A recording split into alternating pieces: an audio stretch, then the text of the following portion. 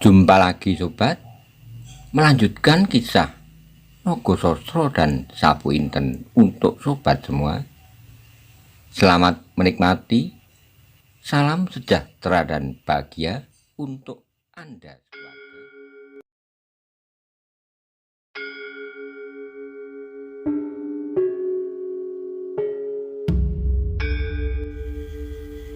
Pada episode sebelumnya dikisahkan Wonomerto yang berada di lapangan Banyu Biru, di mana banyak rakyat Banyu Biru berkumpul untuk menyaksikan tontonan tayub di lapangan itu. Wonomerto mendatangi tempat itu dan dikenal oleh beberapa orang yang ada di situ, termasuk Sontani yang berusaha menghalang-halangi Wonomerto dalam menyadarkan rakyat Banyu Biru untuk kembali ke jalan yang benar. Bagaimana kisah selanjutnya? Simak bersama-sama. Gumam itu terhenti ketika Wonomerto melanjutkan kata-katanya. Nah, apakah salahnya kalau kami pulang ke tanah kelahiran? Setelah beberapa lama kami merantau menambah pengalaman. Bagian besar dari mereka yang berdiri di tanah lapang itu tiba-tiba dengan penuh kegembiraan mengharap kebenaran dari berita itu. Maka kembali terdengar mereka bergumam, mudah-mudahan berita itu benar. Tapi tiba-tiba di sela gumam yang bergetar di lapangan itu, terdengarlah suara Sontani lantang. Bohong! Kembali suara yang merata itu mendadak berhenti, disusul dengan suara Sontani melanjutkan. Apakah keuntungan kita dengan kedatangan anak itu? Bukankah ia putra Ki Ageng Gajah Soro? Jawab Wonomerto. Tidak peduli anak siapakah dia, anak setan, hantu, tetean. Anak itu melarikan diri pada saat Banyu Biru mengalami bencana, pada saat golongan hitam menyerang daerah ini. Untunglah bahwa pada saat itu seluruh rakyat Banyu Biru bangkit melawannya bersama-sama dengan rakyat Pamingin. Kalau tidak, musnahlah tanah perdikan ini. Sekarang anak itu akan kembali dan masih menyebut-nyebut sebagai putra Ki Ageng Gajah Soro. Wonomerto mengerutkan keningnya ketika ia akan menjawab. Sontani sudah berteriak pula. Ia masih merasa berhak pula atas kedudukan ayahnya. Omong kosong. Aku yakin bahwa kedatangannya hanya akan menambah bencana saja. Setiap masa peralihan sama sekali tidak akan menguntungkan. Kyai, katakan kepada anak itu supaya ia mengurungkan niatnya sebelum ia menyesal. Kata-kata Sontani itu agaknya mempengaruhi beberapa orang, lebih-lebih yang sejak semula memandang kehadiran Wonomerto itu sebagai bencana. Maka terdengarlah seorang berteriak, jangan tambah kesulitan kami dan hal-hal yang tetek bengek. Biarlah kami hidup seperti apa yang kami alami sekarang ini. Mendengar teriakan-teriakan itu, Wonomerto tidak jadi menjawab kata-kata Sontani.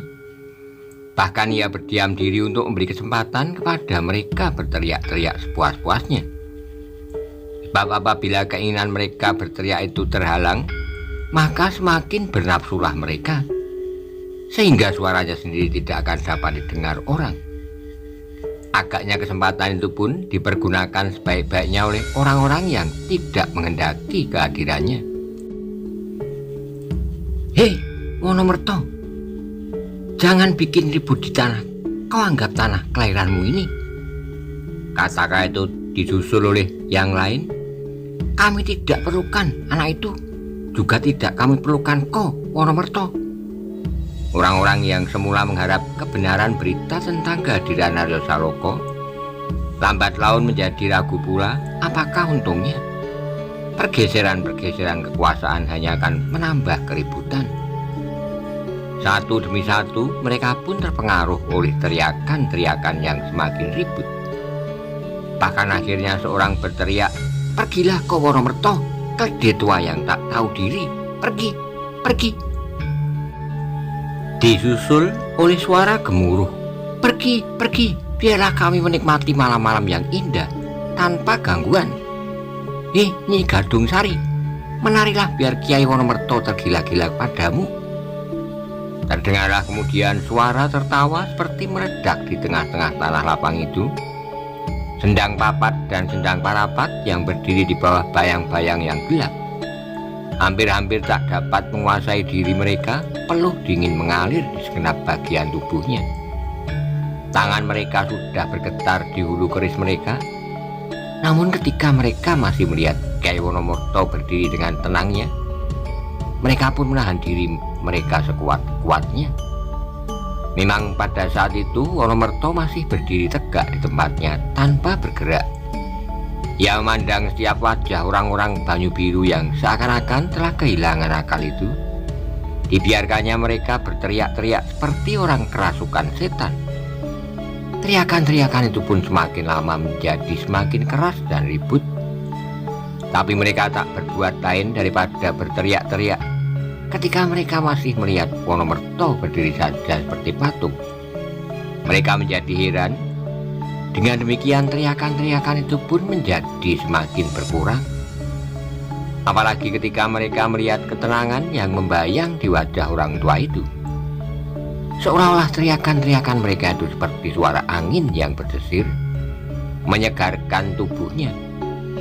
Wonomerto mengamati keadaan secermat-cermatnya. Ia berusaha untuk merhitungkan waktu sebaik-baiknya. Ketika suara teriakan-teriakan itu sudah susut, berkatalah ia dengan tenangnya, "Hei, Nyai Gadung Sari, kenapa kau belum juga menari? Marilah kita menari bersama-sama. Bukankah Wonomerto juga seorang penari yang baik? Lebih baik dari kalian yang berada di tanah lapang ini." Suara Wonomerto itu benar-benar mengejutkan, apalagi Nyi Gadung Sari sendiri. Tetapi yang lebih terkejut adalah mereka yang mengharapkan Wonomerto menjadi marah. Dengan demikian mereka punya alasan untuk mengusirnya, tetapi ternyata orang tua itu sama sekali tidak marah.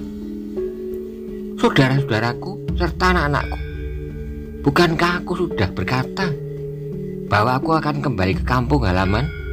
Bukankah dengan demikian aku harus menyesuaikan diri dengan cara hidup kalian?" Teriakan-teriakan dari orang-orang yang berdiri di tanah lapang itu telah benar-benar berhenti. Ada di antaranya yang sudah puas. Ada yang karena suaranya telah menjadi serak paro, tapi ada juga yang karena terkejut mendengar kata-kata Wonomerto yang sama sekali tak merasa duga sebelumnya. "Bukankah kalian menghendaki agar aku tidak mengganggu kalian?" tanya Wonomerto. Suasana menjadi hening, namun saat kemudian terdengar beberapa orang menjawab, "Iya benar, jangan ganggu kami. Aku berjanji untuk tidak mengganggu kalian." Wonomerto meneruskan, "Bahkan aku ingin menyesuaikan diri dengan kalian. Bukankah apa yang kalian lakukan itu sangat menarik? Menari-nari, menyanyi dan bergembira sepanjang hari.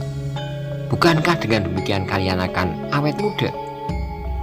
Wonomerto diam sesaat, maka kembali tanah lapang yang ditelan kesepian yang terdengar hanyalah tarikan napas yang saling memburu. Ketika tak seorang pun yang memotong kata-kata itu, Wonomerto meneruskan, "Inilah kelebihan kalian dari masa-masa lampau, dari zaman nenek moyang kita. Apa yang kalian lakukan sekarang belum pernah terjadi di tanah perdikan ini. Sejak masa tanah ini masih bernama Pangrantulan, kita sekarang tidak perlu bekerja keras, tidak perlu membanting tulang untuk tanah kita yang sudah melimpah ruah ini. Sawah ladang, parit, dan jalan-jalan begitu." Tanah lapang itu menjadi semakin sunyi, namun dada orang-orang Banyu Biru menjadi semakin riuh. Benarkah mereka sekarang tidak perlu lagi bekerja keras? Benarkah sawah ladang mereka telah melimpah ruah?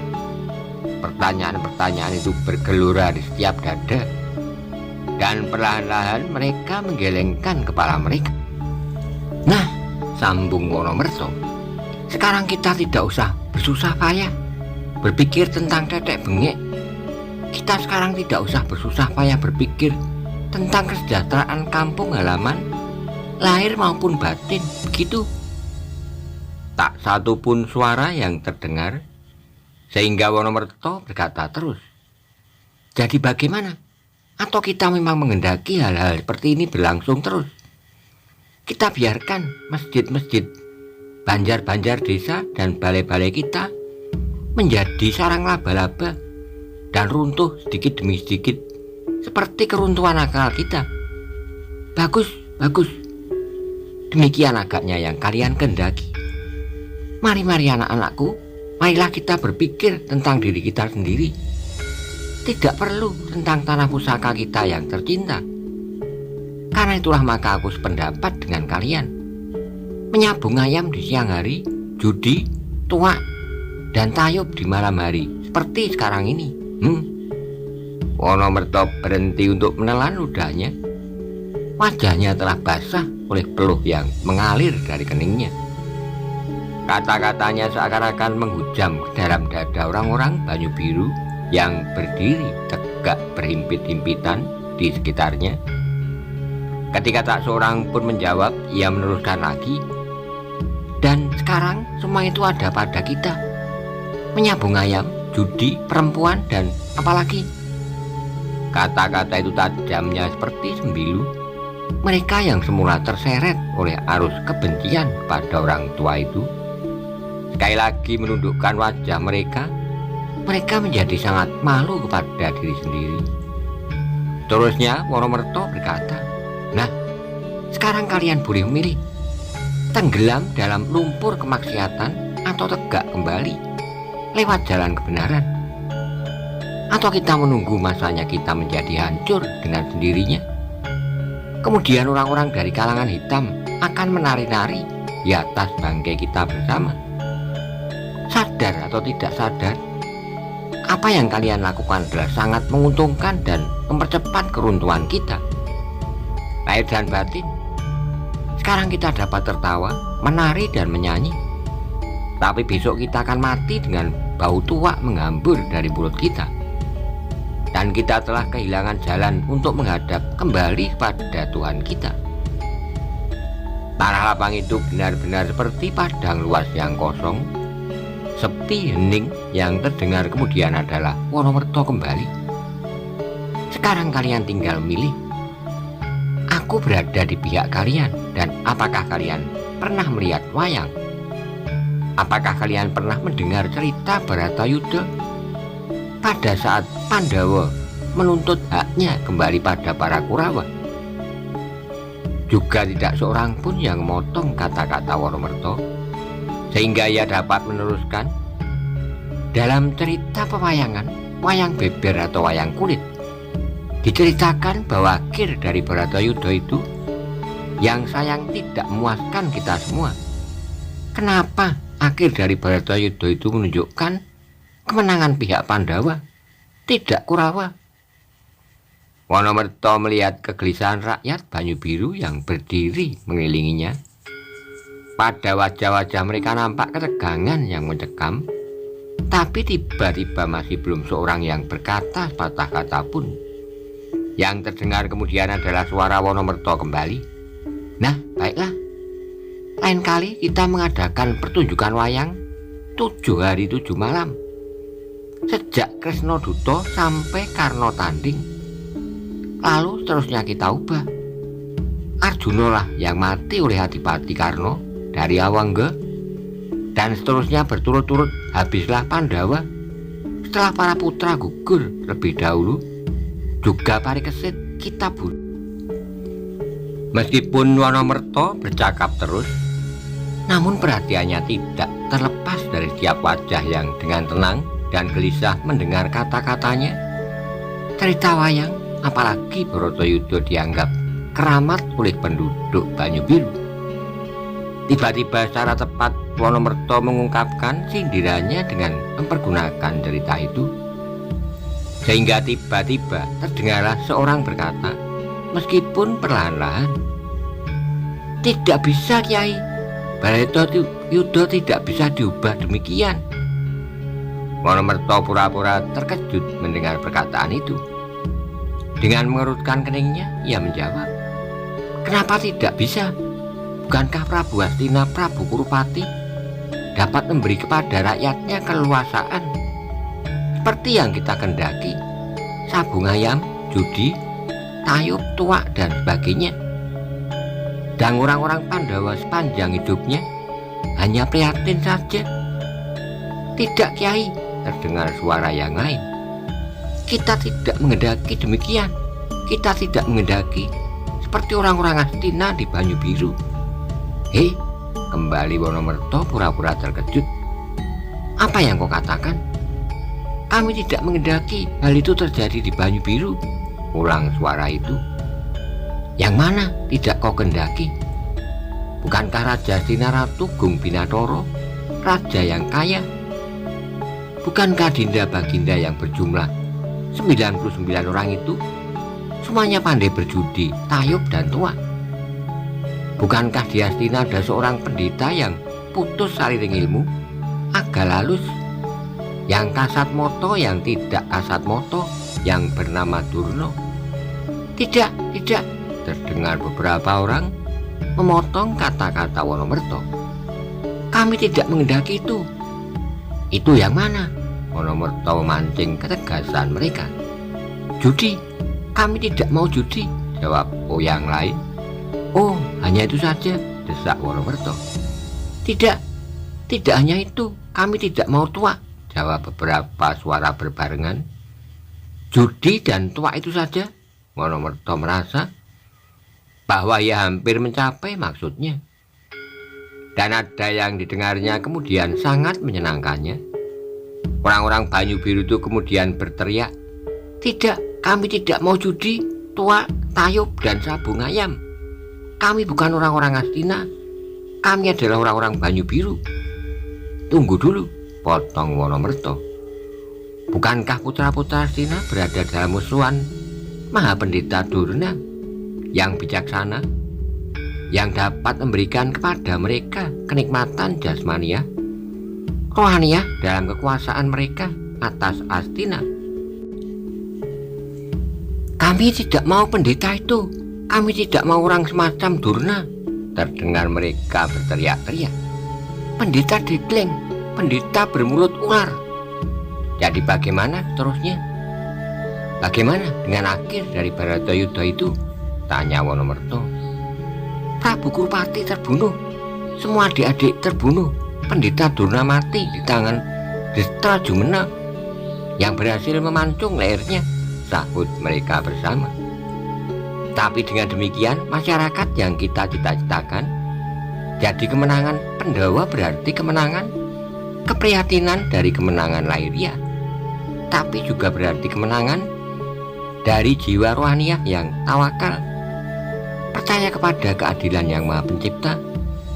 Dengan demikian kita tidak akan dapat membayangkan masyarakat seperti masyarakat kita malam ini, tapi masyarakat yang bekerja keras menuju tata kehidupan yang tentram damai. Toto tentrem Kertorajo, Gemah Ripah Lodinawi. Semua terdiam, hening, sepi. Seandainya sepotong lidi jatuh di tengah lapang itu, suaranya pasti akan sangat mengejutkan. Angin malam yang lembut mengusap wajah-wajah yang terbanting-banting. Dalam keheningan itu tiba-tiba terdengar suara Wonomerto gemuruh seperti guruh yang membelah langit lapis-lapis. Hei rakyat Banyu Biru, katakan kepadaku sekarang, adakah kalian masih tetap pada pendirian kalian? Supaya aku membiarkan kalian hanyut dalam arus kemenangan lahiriah yang berpangkal melulu pada nafsu yang tak terkendali seperti sekarang ini. Tak ada suara yang terdengar. Karena itu Wonomerto meneruskan, jawablah pertanyaanku. Adakah kalian masih akan meneruskan cara hidup kalian sekarang ini? Judi, tuak, tayub, dan berkelahi sesama kita karena kita sudah mabuk. Mula-mula yang terdengar hanyalah suara-suara bergumam. Namun kemudian terdengarlah suara mereka saur manuk. Tidak, tidak, tidak. Wonomerto kemudian meneruskan, nah, dengarlah baik-baik. Aku ingin bertanya sekali lagi. Apakah cara hidup kita ini akan kita akhiri? Ya Kiai, ya, kita akhiri sampai di sini, sahut mereka berebut keras. Bagus, itulah yang aku harapkan. Rakyat Banyu Biru yang sejati, kalian harus merupakan racun yang dengan perlahan-lahan membunuh kalian, membunuh semangat kalian, sehingga kalian lupa pada masyarakat yang kalian cita-citakan, lupa kepada kampung halaman, lupa kepada pribadi kalian. Nah, dengarlah baik-baik, Aryo Saloka itu akan datang, benar-benar akan datang. Tiba-tiba meledaklah suara mereka gemuruh. Kita sambut anak muda itu di antara kita. Kita sudah sampai pada cerita lahirnya Parikesit, dan Parikesit itu akan datang membebaskan kita. Teriakan-teriakan yang gemuruh itu mengumandang sampai beberapa saat. Tiba-tiba di antara suara gemuruh itu terdengar sebuah teriakan. Belum, kita belum sampai ke sana. Kita masih harus menyelesaikan Bharatayuddha dahulu. Marilah kita tuntut hak kita, hak atas tanah dan kampung halaman sendiri, teriak yang lain. Dalam keriuhan itu terdengarlah suara Sontani menggelegak, menggetarkan tanah lapang itu. Omong kosong semuanya. Apakah yang akan kalian tuntut? Tak seorang pun merasa kehilangan hak atas tanah ini sekarang. Tiba-tiba suara riuh itu mereda. Karena itu Sontani meneruskan, apakah yang hilang dari milik kalian? Tanah, sawah, halaman, dan rumah kalian? Bukankah barang-barang itu masih tetap di tanganmu? Dan bukankah tak ada seorang pun yang merampasnya? Suara riuh itu kini menjadi diam. Memang mereka yang berdiri di tanah lapang itu masih memiliki tanah mereka, sawah mereka, dan rumah mereka. Tapi kemudian terdengarlah suara Wonomerto tenang. Kau benar Sontani, tetapi aku dan kalian harus membayar upeti lebih dari 2 kali lipat dari upeti yang harus kalian bayar dulu. Benar, kembali mereka berteriak-teriak. Muka Sontani menjadi merah padam. Ia merasa terdesak, tapi ia tidak akan membiarkan keributan itu terjadi. Kalau rakyat Banyu Biru menerima Aryo Saloka, belum pasti ia akan tetap menjabat pangkatnya yang sekarang. Ia tidak peduli apakah dengan demikian ia berkhianat atau tidak. Yang penting ia menjadi kepala pedukuhan Lemah Abang. Karena itu Sontani harus berusaha keras untuk melawan Wonomerto. Upeti adalah kewajiban setiap tanah perdikan untuk membiayai tanahnya. Kalau upeti tanah ini terpaksa berlipat 2, itu adalah karena kebutuhan kami pun meningkat pula, katanya. Wonomerto tersenyum jawabnya, apakah yang pernah dihasilkan oleh upeti itu?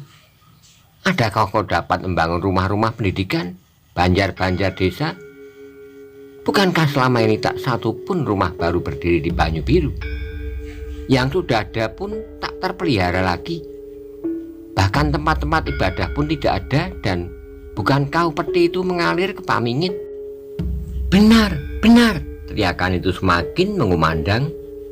Sontani tidak dapat mengendalikan diri lagi. Ia melompat menembus lingkaran manusia yang berdiri sekeliling Wonomerto sambil berkata, persetan dengan sesorahmu, kau hanya akan mengacau saja di sini. Pergi atau aku tangkap kau. Wonomerto masih tegak di tempatnya seperti tugu. Dengan masih tenang tadi ia menjawab, jangan marah Sontani.